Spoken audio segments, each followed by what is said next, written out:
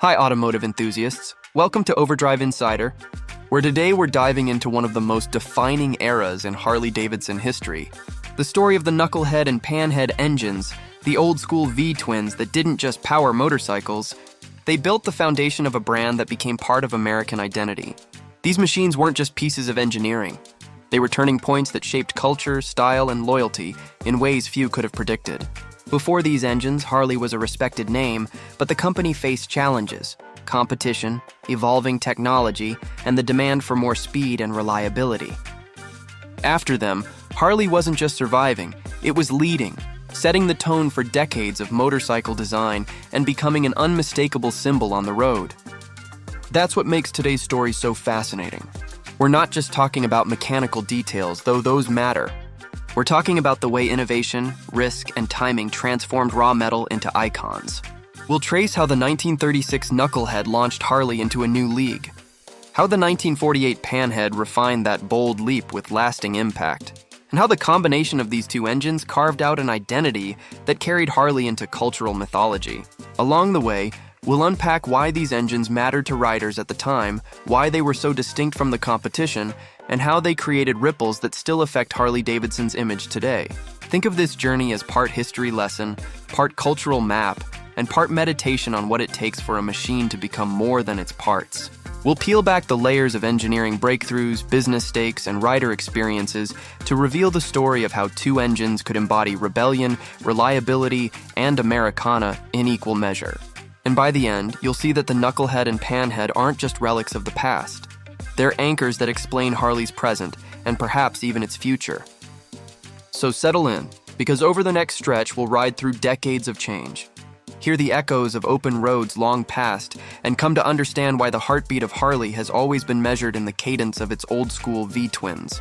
This is the story of how risk and refinement built a legend, and why it still matters to every rider and enthusiast who cares about the soul of the machine. The story begins in the mid-1930s, a time when the American motorcycle market was at a crossroads. The Great Depression had shaken industries, competition from Indian was fierce, and riders were demanding more performance than the side-valve engines of the past could offer.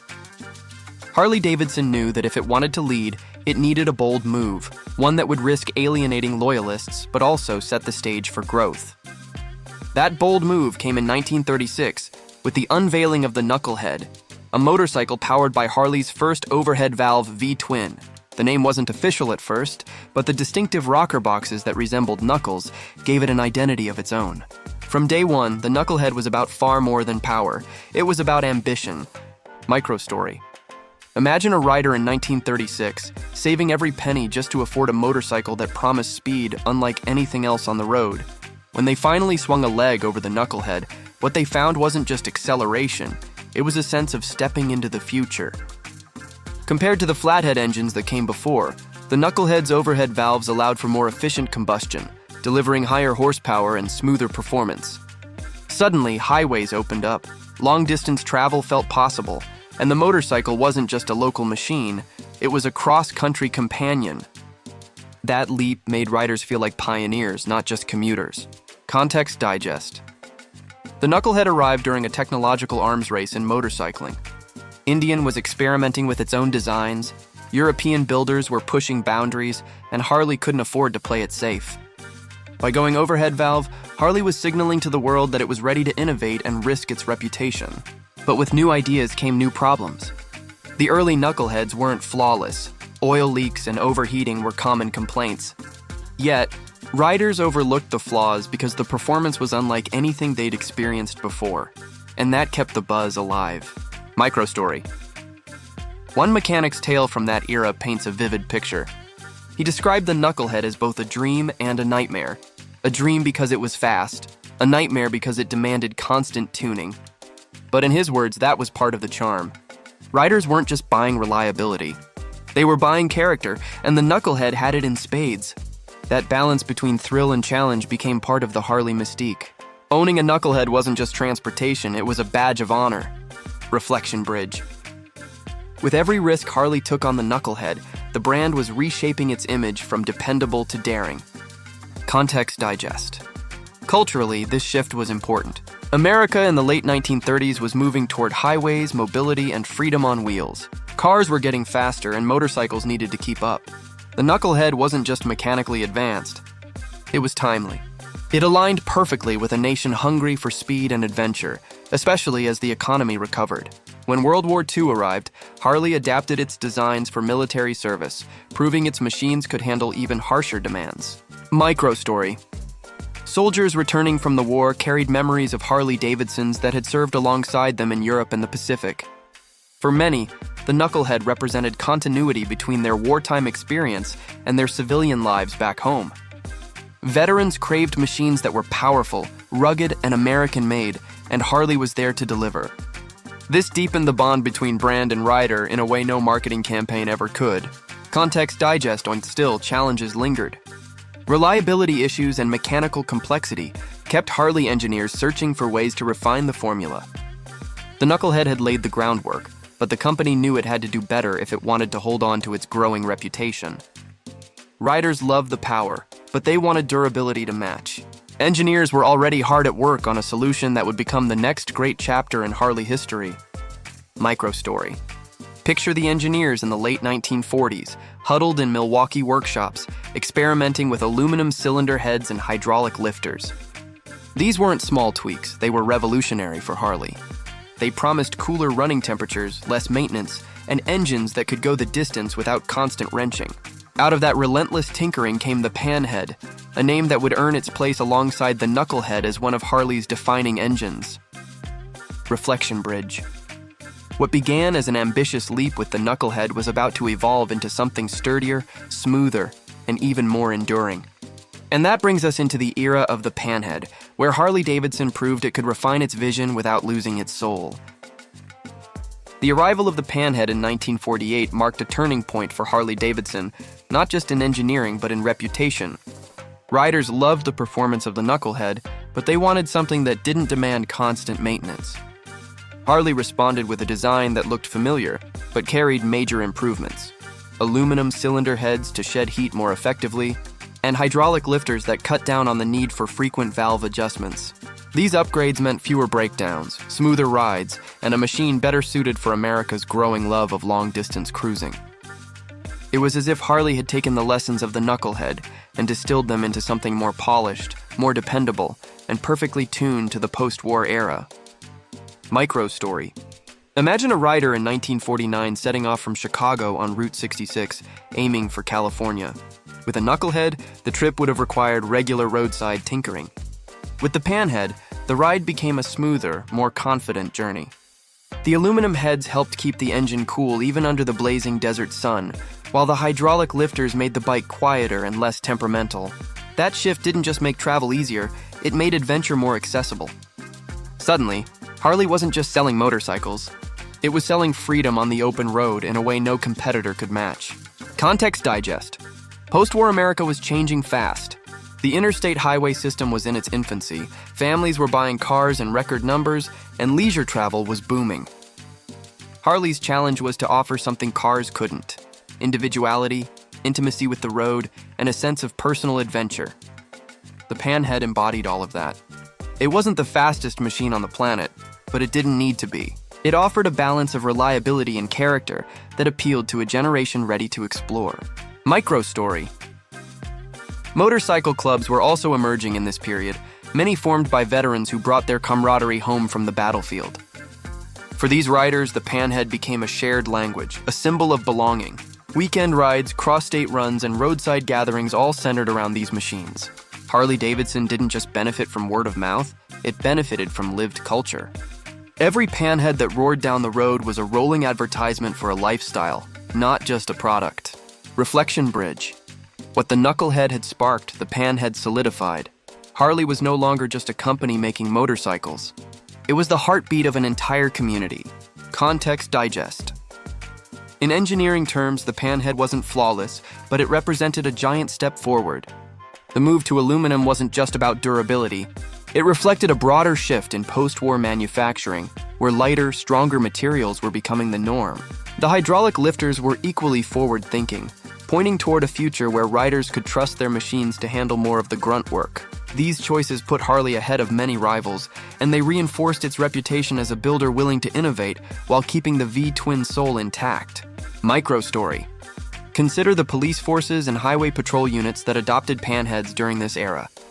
For them, reliability wasn't just a convenience, it was mission critical. Officers needed bikes that could start every morning, run for hours, and perform in high-stakes situations. The Panhead earned that trust, cementing Harley-Davidson's role not just with enthusiasts, but with institutions that valued toughness and dependability. That kind of credibility only deepened the machine's aura. Context digest. Popular culture was beginning to notice too. Films and magazines started portraying Harley riders as rugged, independent, and adventurous. The Panhead, with its distinct look and sound, became shorthand for rebellion and self-expression. By the mid-1950s, the Harley mystique was no longer confined to garages and highways. It was entering the American imagination. And with each passing year, the Panhead became less of an upgrade and more of a legend. Microstory. One story tells of a small-town rider who bought a Panhead in 1952 and rode it until the 1970s, racking up hundreds of thousands of miles. He swore the bike felt like an old friend, dependable yet full of personality. Stories like his weren't unusual. They were part of the Panhead's mythology. These were not disposable machines. They were companions for life, machines that aged with their riders and carried their stories. Reflection bridge. By the end of its production run in 1965, the Panhead had done more than refine Harley's engineering. It had defined what it meant to ride a Harley at all. The question then became, what was the lasting impact of the Knucklehead Panhead era, and how did it shape the brand we know today? That's where the final part of our journey takes us. The legacy of the Knucklehead and Panhead is best understood not as two isolated engines, but as the foundation stones of Harley-Davidson's modern identity. The Knucklehead had shown that bold innovation could elevate the brand. The Panhead proved that refinement and reliability could keep it there. Together, they created the blueprint for the Harley mystique, the combination of distinctive V-twin rhythm, long-haul dependability, and cultural symbolism that no competitor has ever fully matched. By the mid-1960s, when the Panhead gave way to the Shovelhead, Harley had already secured its place as more than a manufacturer. It was now the steward of an American legend. Microstory. Picture a rider decades later, maybe in the 1980s, restoring an old Knucklehead pulled from a barn. To most people, it's just an outdated machine with leaking gaskets and rusted chrome. But to the rider, it's a direct link to the past, a way to experience the road as it felt nearly half a century earlier. When the engine finally fires to life, it's not just mechanical noise, it's the sound of continuity, of belonging to a lineage that stretches back to 1936. That's the kind of emotional weight these engines carry. Context digest. Harley-Davidson's ability to endure market shifts, oil crises, and waves of competition owes much to the reputation forged in this period. Riders trusted the V-twin formula because the Knucklehead and Panhead had proven its worth. They also trusted the culture that grew around it. The engines were not just power plants, they were symbols, and that symbolism could outlast any temporary downturn in sales or temporary criticism of design choices. It's why collectors still prize these models, and why restoration shops across America stay busy breathing new life into them. Microstory. In California, a group of custom builders in the 1960s and 70s made Panheads their canvas. Choppers with extended forks and stripped-down frames often carried Panhead motors at their core, proving that these engines could be both practical and artistic. They powered not just rides but entire countercultures, influencing everything from fashion to film. Without the Panhead, the image of the outlaw biker would look and sound very different. Reflection bridge. These stories highlight that the real impact of the Knucklehead and Panhead wasn't limited to their years of production. It was about the myth they created, a myth that still reverberates today. Context digest. Modern Harley engines, from the Evolution to the Milwaukee 8, still trace their design DNA to these early overhead valve experiments. Every time Harley introduces a new power plant, enthusiasts ask the same question. Does it still sound right? Does it still feel authentic? That litmus test was established by the Knucklehead and Panhead. They set the standard for what Harley should be, and every model since has been measured against them. Microstory. Consider a modern rally in Sturgis or Daytona, where tens of thousands of riders gather. Amid the sea of modern Harleys, you'll still spot a few knuckleheads and panheads rumbling proudly. Crowds gather to admire them, not because they're the fastest or most advanced, but because they carry a presence that newer bikes can't replicate. They are rolling history lessons, living proof that heritage matters as much as horsepower. For many enthusiasts, just hearing the unique cadence of those old V-twins is enough to stir nostalgia and pride.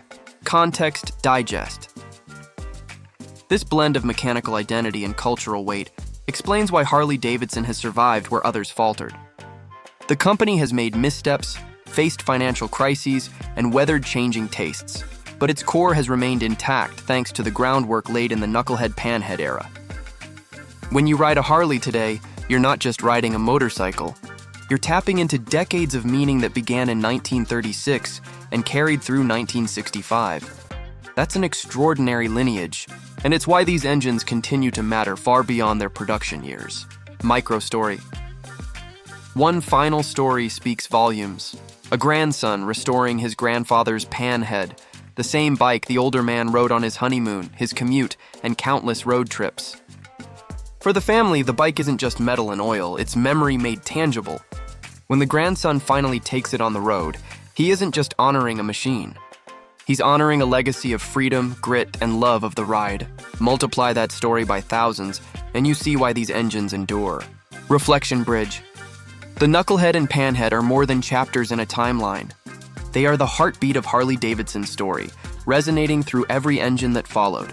And as long as riders care about the soul of their machines, their legacy will never fade. When we look back at the knucklehead and panhead era, what stands out is how much these engines defined the Harley-Davidson story, not only mechanically, but culturally. The knucklehead was a daring leap forward. The panhead was the refinement that made that leap sustainable, and together they created a foundation that shaped everything that followed. They gave Harley its voice, its rhythm, and its reputation, ensuring that the company became more than a manufacturer. It became a cultural landmark. These engines remind us that innovation often begins with risk, and that refinement is what turns risk into legacy. They also remind us that machines can carry stories, identities, and even emotions across generations. For many enthusiasts, riding or even hearing a knucklehead or panhead is like stepping into living history. It's not about speed on paper or technical perfection, it's about connection. Today, Harley continues to evolve, but every new engine still carries echoes of the past. The questions riders ask, does it sound right, does it feel authentic, are rooted in the standards these two engines set decades ago. And that's why they remain touchstones, benchmarks for what Harley is supposed to be. As we close this journey, it's worth remembering that legends aren't built in a single moment. They're forged over time through innovation, resilience, and the loyalty of those who believe in them. The knucklehead and panhead weren't just engines. They were promises fulfilled mile after mile, decade after decade. Thanks for riding with us on Overdrive Insider. See you next time, automotive enthusiasts.